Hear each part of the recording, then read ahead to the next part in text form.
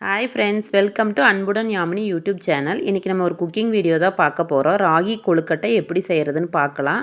இது ஒரு நல்ல ஹெல்த்தியான ரெசிபியும் கூட, ஈஸியாக செஞ்சிடலாம். வாங்க எப்படி செய்யலான்னு பார்க்கலாம். ஒரு கடாய் எடுத்துக்கிறேன். அதில் வந்து எண்ணெய் வந்து ஒரு 4 டீஸ்பூன் எண்ணெய் விட்டுக்கிறேன். அது கூட வந்து தாளிக்கிறதுக்கு கடுகு சேர்த்திருக்கேன். கடுகு நல்லா வெடிக்கட்டும்.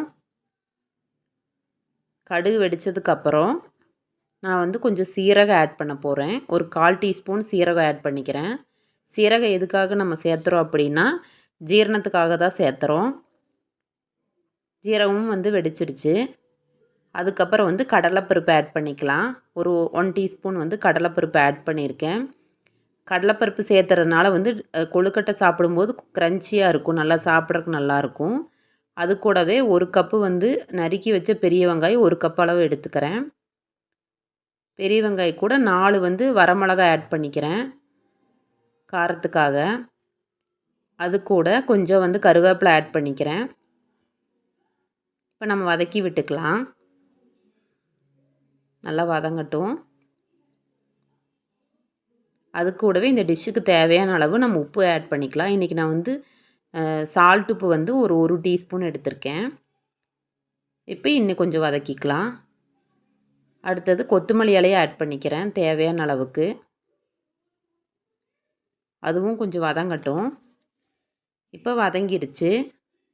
அதுக்கப்புறம் நம்ம வந்து அந்த தாளிப்பை வந்து ஒரு பாத்திரத்தில் ஆட் பண்ணிக்கலாம். அது கூடவே இன்றைக்கி நான் 2 கப்பு ராகி மாவு எடுத்து வச்சுருக்கேன். அதை சேர்த்திக்கலாம். அது கூடவே தேங்காய் துருவல் வந்து ஒரு 1/4 கப் எடுத்துக்கிறேன். இது நல்லா டேஸ்ட்டும் கொடுக்கும் ராகி கொழுக்கட்டைக்கு. இப்போ வந்து அந்த தாளித்தது கூடவே இந்த ராகி மாவை நம்ம மிக்ஸ் பண்ணுறோம். நல்லா மிக்ஸ் பண்ணிக்கலாம். அதிலே கொஞ்சம் ஈரப்பதம் இருக்கும். அது கூடவே நம்ம வந்து தண்ணி தெளித்து பிசைஞ்சிக்கலாம்.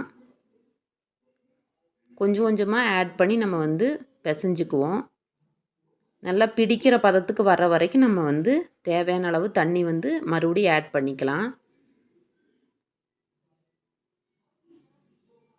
இது வந்து சிம்பிளான டிஷ் தான். நீங்கள் வந்து வீட்டில் செஞ்சு பார்த்துட்டு கமெண்ட் சொல்லுங்கள். இப்போ வந்து ஒரு இட்லி தட்டில் நம்ம வந்து ராகி கொழுக்கட்டையை பிடிச்சு வச்சுக்கலாம். இட்லி பானையில் வந்து தண்ணி சூடானதுக்கப்புறம் நம்ம வந்து தட்டில் வந்து பிடிச்சு வச்ச கொழுக்கட்டை வச்சு ஆவியில் ஒரு 15 நிமிஷம் வேக வச்சு எடுத்தால் சுவையான சத்துள்ள ராகி கொழுக்கட்டை தயார். Thank you friends.